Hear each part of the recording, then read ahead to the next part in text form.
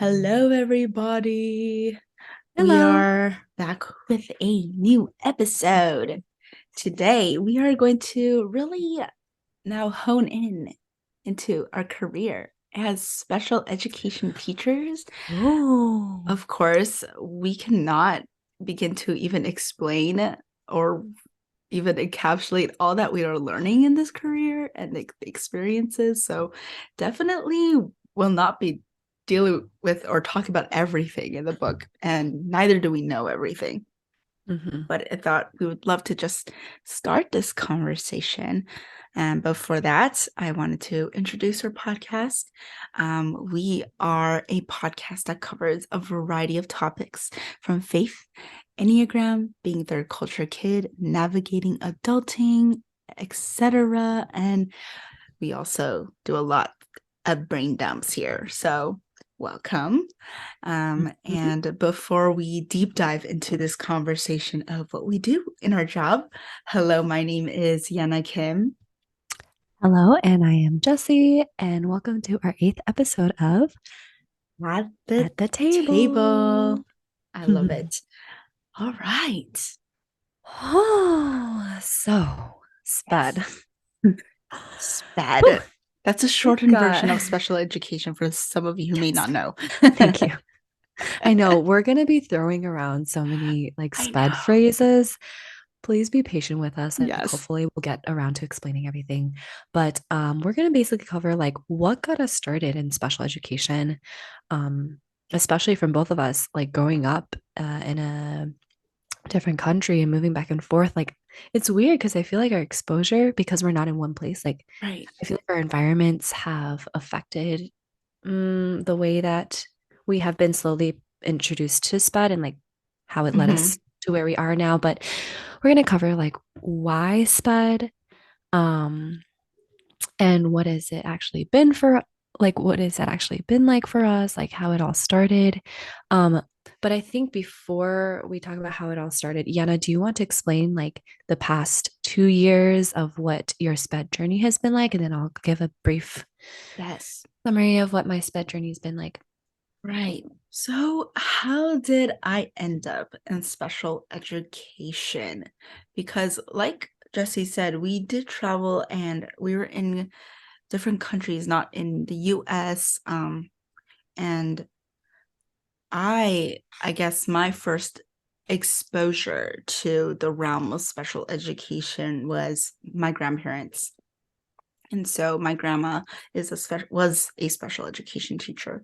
She taught from littles, like elementary, all the way to high school, and she even started a dance program, mainly focusing on ballet for students who are deaf. And so she, whenever we visited her, I'd always go to her classroom, and so it was just like a natural thing for me. And my Mhm. grandpa was a professor who taught music therapy for other professors or teachers to be who will go into art music therapy for students with special needs. And so I've had just a lot of talk, but actually my first encounter with a student with a disability was when, while I still lived in China, my mom would help out in an orphanage. And there we specifically would help out in the section where they were all children with disabilities. So we would just hang out with them, and like we were kind of like family. So it was there. And then going into college, I had to choose a concentration as an elementary education major. And I'll be honest, there's nothing romantic. None of the other stuff really rang a bell. And I was like, a special education, I guess we'll go into it. I had no idea what it was gonna hold. So that's just how it all started. I kind of walked Mhm. into it pretty blind, and just ended up really clicking with it. So Hmm. yeah, that's how No, I that's start. awesome. That's awesome. And now that you explained it, I was like, shoot, I should have rewinded and asked, kind of given you guys like what is special education? Because Right. like special education ranges from like students with disabilities, severe disabilities, to like students who have a disability, but they're much higher functioning. Like it could be like learning disabilities, or it could be students with autism. Like it's a wide range, Yeah. wide range. And so, Yana, before you talked about what got you started, like what are you doing? What have you been doing in the past 2 years? Just Okay. like what's your Yes, title? yes, Yeah. yes. My title as of now is what we call life skills teacher. Of course, even in that position, it's like a wide range, but I teach high school.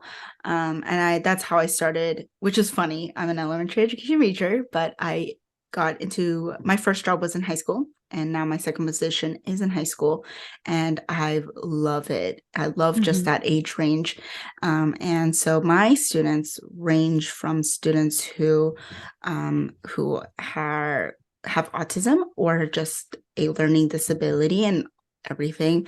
And so I teach them all the core subjects in a modified version. And then we also try to incorporate life skills, because now that they're in high school, we're trying to prepare them for what's to come outside of the education realm. So even if we do math, I will try to focus on money and how to budget, and if they have enough money to buy certain things, and like folding clothes and things that will prepare them for a career Mm-hmm. if they're not going to go into college, because some of these students are able to go to college and some of these students will choose not to and pursue a job or learn to live independently with their family. So that's kind of where I'm at. Yes. Thank you, Jessie, for No, yeah, you're naming that. good. So Yenna is a high school teacher teaching life skills. So Yes. that's like um when it gets to the high school level, like you could either be teaching life skills or you could actually be teaching a group of students that maybe just need the curriculum a little bit modified, Mhm. so that it fits where they are in their learning. So in the same way, I teach a self-contained classroom, and it's called a modified classroom, but I am teaching students who are not at grade level with their academics, or Mhm. some of my students cannot be in the general education setting because of their behavior, or maybe their health needs.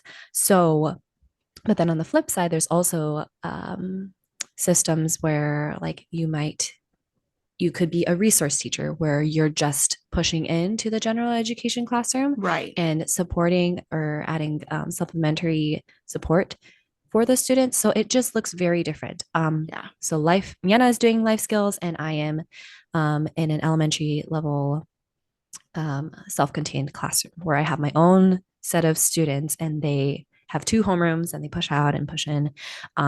They go Oh, back and two forth between homerooms. Oh, that's yeah, they really go cool. back and forth between like Okay. my class and their third grade classroom or whatever. Um, Okay. I see. yeah, yeah. Very cool. So that's kind of our recap. I've been in the same position for 3 years, and then Yenna, you were, um, this is your Mhm. first year in life skills, and last year you kind of were like Last a year half academic. yeah, Yeah. last year was I did teach academics, but our biggest goal was behavior, because we Mm-hmm. were we were not public school. We were a private Mm-hmm. school where students who um did not thrive in a public school setting would come to our school, and so have Yeah. we would focus more on behavior. So yeah, but Yeah. it's been fun. Whew, it's been a ride. I mean, what got me started was all the way back in elementary school, and I was like, "Whew, I did not realize I was going to be a special educator." Um, Oh, but my first exposure to a special needs student was in elementary school. It was actually in my Japanese school, which is ironic because I feel like a lot of Asian countries, you don't tend to yeah. see a lot of No. people with disabilities. But I had a classmate that had Down syndrome, and we were just like a huge community. We would help her out, like we would Mhm. hold her hand to like help her participate in gym activities and all that stuff. So that was my first exposure. And then when we got into college and I knew I was interested in teaching elementary, um, special ed was offered, like Kenna said. So I was like, I got hooked, and That's amazing. I knew if I were to do education at the end of my 4 years of college, I would do sped. And so I'm very grateful to be in the position that I am. But why sped? We explained what got us started. Why are we in this? Because if you guys know, the burnout rate is real. Like, we are constantly in shortage of instructional aids, like support in our Mm. classroom. Why do we do this, Yana? I ask that question every day. Just kidding. No, but I do. Because it really you have to keep asking that so that you're in the right headspace because this is a position where you will burn out if you're just thinking about yourself, if that makes sense. Um, and you're just like, oh, I'm doing this to be a good person because that's not gonna cut it for you. So I I think since last year being in the classroom, I tell this to my parents and even Jessie all the time. Every time I work with each of my students, I feel like I see a part of myself in them.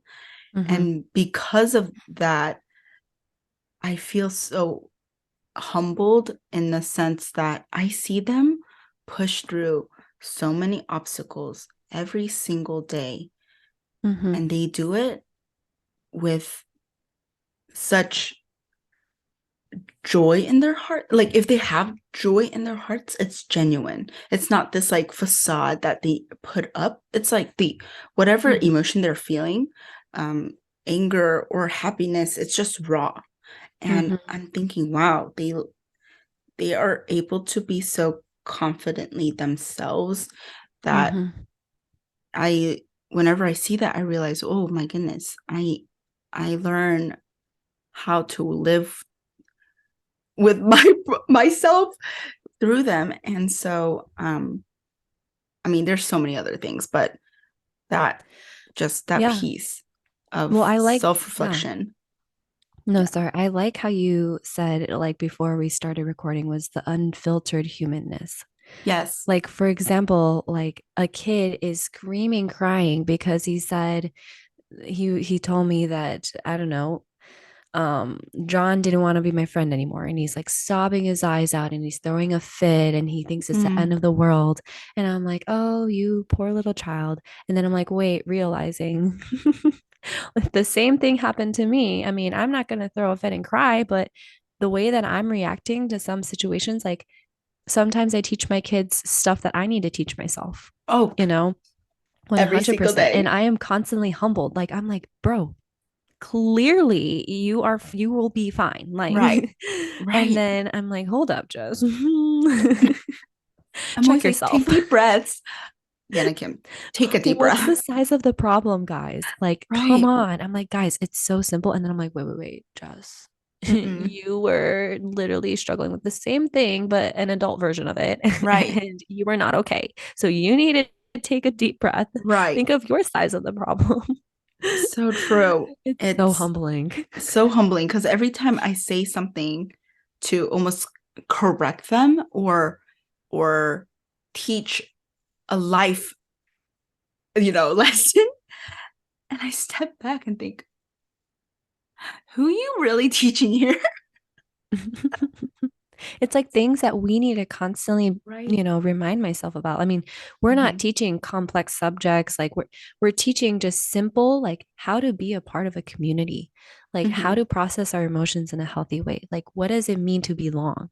Those are Right. things that we're practicing daily through our interactions in a smaller group Right. of students. And man, it's yeah, again, just I can only say humbling. It's so humbling. Yeah.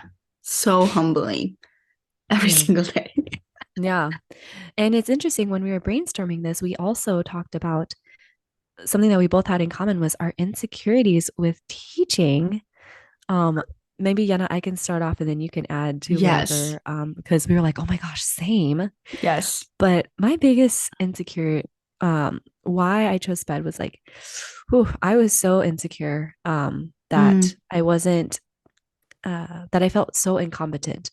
Right. Um, Especially given my own academic background. Like I was schooled in Japanese for Mm. 6 years of my life. And I mean, this is so embarrassing to admit, but I got to college and I still didn't know what a syllable meant. Like, I didn't Mm, know how to write a paragraph until like ninth grade. Like, I was so behind because I did not girl, have, same. right? Like, well, this is the struggle of being a TCK and growing up in a different country again. And there's, pros that come out of it too. But because I was so and I don't have an accent, so people expect me to know everything, So that I true. have, that I know everything English, but I don't. And it was such a struggle. I felt so incompetent. We have Mm. this thing called methods in our education program where we're just doing intensives of Oh, we're that just triggered learning me. every subject possible that we need to, like, just basically treating us and everything we need to know before we do student teaching and become Right. educators. And that's the first time where I could not hide the gap that I was constantly in all of my Mm. academic years trying to catch up. Like, I was so exposed and it was so humiliating and like embarrassing Girl, because no. I just did not have the foundational vocabulary. Like, I didn't know what root words were. Like, because I didn't, I missed out on 6 years of getting foundational like skills Right. that and then I'm like, how am I supposed to teach that? No. Like, how am I don't feel smart. No. I don't like, I struggled as a student. I was always playing catch up. I was Mm-mm. always, pretending to be this A student and I wasn't. So that's just my background. But then, yeah, because of that, I was so insecure. Like, what do I have to offer? No. Um, Oh my but goodness. then, like, once God, like, just flipped that for me, and I was like, no, because I have this background, I am able to teach special needs kids because I Mm. know what it's like to struggle. I know what it's like to want to fit in and not, and like, dealing Mm. with that emotionally. I am realizing that I am not caught up with everyone academically, but I so desperately want to be a part of that. Like, I I get it and I see it. And like, because of that, I'm able to have so much more, I think, patience and empathy towards my Right. kids. I mean, it looks different, right? I don't have a disability, but it's that whole concept of like all they're wanting to do is just belong and like And feel seen. and feel seen. Yeah. And I want to give that. I want to make sure they're being seen. I want to make Mm. sure they're belonging. And so I'm glad that God can use my insecurity, my fears, and turn that into something where I can mm, somehow impact these kids in some small way. So I don't know. So Anything to add to good. that, Yana? No, first of all, as shout out to Mr. Jonas, world class teacher here. Let's Yes. go. Hey, Life I changing. I think what's making me so frustrated is that everything you're saying is exactly what I was going through when I was going through each of my Oh, classes. And I'm thinking, why did we not talk about it then? Oh man. I mean, obviously, because I was so ashamed. I was I so was ashamed. so ashamed. Okay, I will say this. Some of our gifting, you and I, Jessie, is that we're so good at just BSing our like outer appearance because we're so good at people pleasing and we're so good at like reading Oh, through the gaps yikes. of people's emotions that are we are the queen of discussion. I know it. I didn't have to be in your class to know that you probably were so good at discussion and without even knowing what the heck Mm, we're talking about. Like, yeah, yeah. so I'm feeling, and come out of it thinking, what the heck did I just talk about? And like you said about Oof. syllables and all of those things, I didn't know how to write like a good sentence until ninth grade. Like Yeah. essay writing, oh Like, we're basically EL students, but no, because we don't 100%. have an accent or like they think, oh, our parents or one of our parents speak English, like we're good. We don't just merge them with everyone else. No, for real. And I think beside all of that, I didn't want to admit I needed academic support. I Yeah, that too. It's a remember pride thing too, for sure. how pride shattering it was when one of my professors referred me to go to the academic of disability office. And I sat there knowing they meant that with love and the best intention for me. And as someone who didn't grow up with that lingo or knowing that I could have that support, okay, now as a teacher, I'm thinking, oh, no big deal. Yeah, please go to the office. They will support you in every way possible. And I would be the same. If I was that professor, I would have said the same thing to myself, to me. Mm-hmm. But with knowing my having the background in mind, not having been exposed to that, I entered into this concept thinking, I need to be like a student. I need to be a genius. And so, kind of transitioning into it, like you said, when I started teaching, I'm thinking, how am I supposed to teach them Mm-hmm. budgeting when I myself was struggling so hard to do that?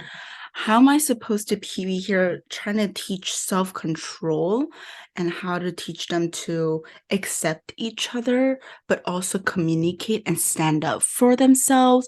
And the biggest thing we always talk about as high schoolers, because now as they enter into jobs and they need to recognize what their accommodations are, they need to learn to advocate for themselves. And I'm always Mm-hmm. like, you need to learn to advocate for yourself. You need to learn to Mm-hmm. advocate for yourself. And I'm thinking, you step back and I'm thinking, Yana Kim, do you advocate for yourself? Do you take a Yeah. breath? Are you compassionate to yourself? Because I'm always like, guys, you don't need to know everything. You don't need to Mm-hmm. know this. You're learning. You're not dumb. That is not the language we use here. And then I step back and 5 seconds later, I'm at my desk saying, Yana, why are you so stupid? Why Mm-hmm. can you Well, not get this? we tell And our kids what we need to hear the most, right, right? Yeah. right. And so Again, I yeah. think the reason why I don't want to speak for Jessie, but I stay in this career is that I've benefited and grown so much. Mm-hmm. Granted, there were definitely more days where I was wanting to quit. Jessie can attest to that. Where I'm like, this was not my job. This is not where I'm meant to be. I just was put in here because I had to, because I had nowhere else to go, you know? Yeah. But no, every single day I'm able to be the version that little Yenna Kim probably wanted Mm-hmm. as a teacher or as someone who would have seen what I was going through. Mm-hmm. Um, and I'm disclaimer, I am not saying that my parents did not see that. That is not at all what I'm trying to say. I'm just saying for myself and my journey in academics and education, it's granted I never communicated this to my parents. I just assumed that I needed to figure it out. I don't know why we do that, but Mm-hmm. Well, yeah. it's the So perfectionist in us too, also, right? Like our wing one right. is really saying, like, no, you got to know this or you got to have this together in order to do this and that and Yep. that. And that's not true. Like, I think we need to retell ourselves, like, God uses broken people to serve broken people. And for some reason, that doesn't, I'm like, no, It's I can be better. Or like, right. no, I can be more patient with my and yes, those are all great things, but at the same time, it's like, no, like we're all learning here. Mm-hmm. And I think that's what continues to draw us, right? Right. But and I'm glad we really just emphasized like our heart is so in this. And like our Yes. heart breaks for what breaks God's like Mm, it when it comes to kids and just people with disabilities, right? But right. like all that to say, yeah, how has it actually been though for you in these past 2 years? Because Mm, this is all great and we are on fire for just creating community and creating a safe space for these kids. But how has it actually been? Because mm. we all know it's not all rainbows and butterflies. Mm-mm. You could have just been in my classroom this yesterday and you would know. Mhm. Oh, yeah, I can only imagine. Oh my goodness. I think so. I had the unique experience of having been able to see two different schools and be in two different positions, like different positions. But like I kind of talked about before, my previous job focused a lot on behavior. And Mhm. so I think, first of all, first as a first year teacher, and then being in a setting where it was students with um, high behavioral needs. I was just so faced with, I am not competent. Like, I cannot do this. Mm-hmm. I'm not worthy. Or what are they going to benefit from me? And Mm-hmm. finally, through that, I learned just like, it's not about you, it's Mm-hmm. about being there for them. So I Mm-hmm. think it was just the reality. The reality is that you will get hurt physically. Just because I didn't let them change one schedule, they will want to throw a stapler to my face. Um, Mm-hmm. things like that. And It there were, happens. I think there are times where I had to have bandages all down my arm, and it's just kind of, you see, oh my, the impulses that they are not able to hold back because it's so big for them, and just Mm-hmm. the the imminent like frustration that overcomes them is something they cannot just um let go of. And Yeah. so, and in Yeah. that, it, their reaction causes harm. And so I think the reality there was that I had to be physically prepared to go through some of those things, Mm. and stand firm when a kid tries to chokehold you. You just look at them as calmly as possible, even though they are towering over you, because I am Mm-hmm. 5'3". Mm-hmm. And so just, yeah, just Mm-hmm. realizing, wow, I need to be, which kind of ties into needing to get stronger and physically fit. My dad always says you need to be sustaining your body. Gotta be And ready oh, for those curveballs. yeah, Yeah. yeah. And then I think this year, Mm. um, I'm faced with the realities of our families today, Mm-hmm. um, and the utter brokenness a lot of these kids are in, um, and that transferring into their life. And so these kids are not, I mean, as adults, we have a hard time processing big emotions, Mm-hmm. thinking I cannot even begin to fathom where they are at with all of that. Um, Mm-hmm. of course, for confidential reasons, I can't go into all of it, but it this year, last year was like physically difficult. This year, I'm feeling the weight of Mm. it all. I think it's just, and realizing, because a lot last year, I had about 98% of my students were students with autism, but this year a lot of my students actually have what we now, I don't know, the lingo is always changing, what we call emotional disturbance, and a learning disability. So with an emotional disturbance and a learning disability at a high school level, their self-esteem is just, Mm-hmm. but then their teenage hormones are up here. So it's like this constant battle with themselves. And I, and then on top of that, they go home to a place they don't feel at home in. Yeah. So, Oh yeah. anyway, sorry. If you wanted to Mm. add to that, it's just that's been on my heart Yeah. so heavily.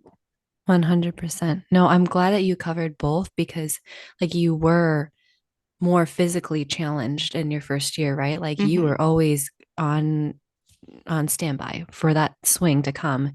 And now you're experiencing the other side of like how broken these families are and the effects that, the weight that they're carrying into school.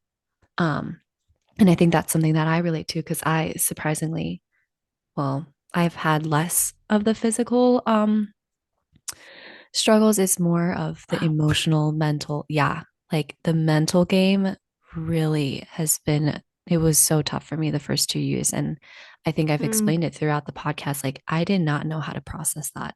Like, I felt so burdened by the weight of the world, just the situations that my students were in. I did mm, not know how to process that in a healthy way. Like, it consumed me. I mean, and again, I'm a very emotional person. So like I really care. And that care was mm, I didn't know how to separate and compartmentalize it and to really mm, take care of myself when I'm home, I'm home. My heart was always just aching. mm, Um and yeah, it was tough knowing how to in a healthy way process that, in a healthy way separate that, mm. because the reality is they don't have that option. No. That's their home life. Like that's Yeah. they come in so guarded, and I'm just like let me help you. Like you can Yeah. like I try everything, and there's still like I'm walking on eggshells. Yeah. One wrong move and oh, we're back to square one, and they hate me. They want nothing to do with me. And that I was like, why am I not able to figure it out? And No. it Yeah. it is the weight of it is so crazy. Like I wish I can go out and talk to my coworkers and Hmm. like have a nice work-life balance and Oh my all gosh. that stuff. The first 2 years, I was just stuck. I mean, I still am. I'm just stuck in my room because I am so exhausted. Yeah. So exhausted from the mind games of just constantly having to win their trust. Like academics, It's last last thing on priority my list. So true. because the relationship building, and again, it's all about providing a safe space for them and like letting them come as they are, but like okay, like let's work together, like whoo. And as an on an elementary level, that's hard, like No. Yeah. if kids are coming in with that much baggage. So Oh. anyway, that's something that weighs on our hearts, I feel like. Mm, And that's why we're still doing it, you know right. and I think you can tell, like, it's exhausting. It really is. But again, I hope you can tell from listening to us that the joy of just the simplicity and like the sparkle in their eyes Right. of, and just, I don't know, the simplest things give them so much joy. Hmm. And seeing that is so rewarding. Like it just, nothing Mm, matters anymore. You just right. feel so much joy. Yeah, I don't know. Exactly. And I agree with that. For example, like one of my students loves Star Wars, and the Mm-hmm. fact that someone will listen to them, like really, mind you, I've never watched Star Wars. I could quite literally care less, to be very honest with you. But you can tell they care about it so much, and they just simply wanted to talk about it. And now anything that he is interested in, he will let me know. And this is one of my students that will, from what I'm hearing, never share, talk, Mm-hmm. is always angry. Like, Mm-hmm. not angry, just like aggressive angry. Just there is something so So much blocked. deeper. Yes. Yes. Oh yeah. Um, and I know I always call them turds. You guys are turds, guys. Stop, please. Um, but once in a while they recognize that we are human too. And Mm-hmm. they come in. I know it's like public school, you shouldn't give kids hugs, but special education is a little different. We give hugs. And so they would, once in a while they come and they give me a side hug and then silently walk away. And you don't know how hard it is to hold back the tears. Um, Mm-hmm. woo, emotion right now. But because you think, wow, that was not me. That's Yeah. not me. And simply being there, doing, quite literally just doing what you would want to receive, do unto others what you would want Mm-hmm. them to do Mm-hmm. unto you. And Oh yeah. going back to Jesus' commandment to love one another. And and all of this, it just slowly falls into place. Mm-hmm. And I think what the amazing part of all of this is that we're all learning to just simply rely on Jesus to Mm-hmm. work through us. Um, Mm-hmm. so I'm glad you mentioned that because I was gonna like I was thinking of like, yeah, how can we wrap this up? And I'm like, ultimately, we we can't would not be here fix, without yeah, Jesus. no. We would not, I don't know how a special educator is still doing this without knowing Jesus and the hope that he brings and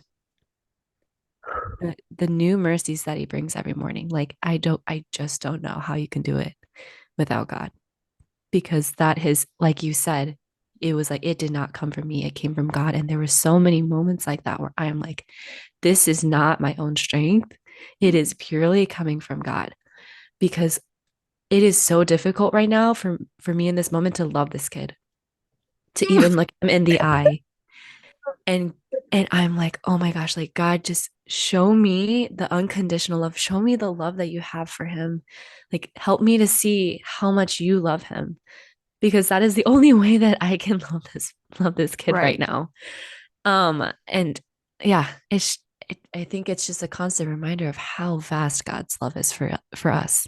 Hmm. Um, yeah, I don't know. Anything else Amen. to add before Amen. we wrap up our Oh, yeah.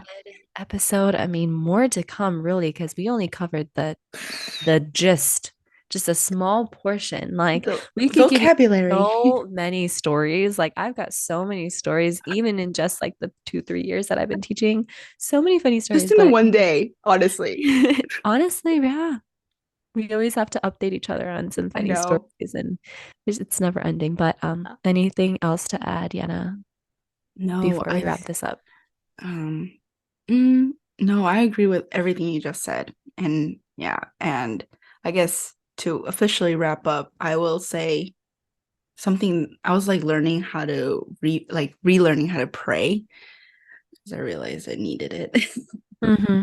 um but John Piper, he's a pastor. He was saying, I mean, he's very popular, but for people who don't know, he's a pastor. And he was saying, wake up every day with first saying how amazing God is, and then Mm. second, asking God to help you because you desperately need it. Mm-hmm. Just be in a position of desperation. And Mm-hmm. every morning I do that. And I think that's been a game changer. And every morning, meaning it's only been a couple weeks, but every morning I'm like, God, today I'm about to throw hands. So you better show up because some kid's going to get hurt. But anyway, so, but yes, please, wherever you are, special education teacher, you are a lawyer, you are a content creator, if you are an artist, if you are a doctor, whatever career you're on, every day remind yourself you cannot do this on your own. And honestly, it's just been so helpful, even feeling that accountability with Jessie, talking through Mm-hmm. it with her. Yeah. So find No, I'm your very grateful. buddy. I'm very grateful, really. Like everyone needs that one person to like shop talk with. And I'm very grateful to have you, Yana, to be able to do that because, it doesn't matter how much empathy you can have. Like, if you're in it, you're in it, and you Yep. only know when you know, like when Yep. you've been through it. So I Exactly. appreciate that. Yeah. Me too. Anyway, guys, this was so good. But please, for more, subscribe to our YouTube channel, follow our Instagram for more updates. I know I've not been doing a very good job in terms of updating, but I'm trying. I'm more of a No, story you gal. are. You are. You are. Don't So say that. yeah, we'll try follow that for more updates. Please follow our Spotify so you know when it comes up. Um, if you don't have Instagram. And then, so please do all of those good stuff. And we cannot wait to talk more about special education and other things in our next episode. So thank you for listening, and we'll see you next time. Thank Bye. you. Bye.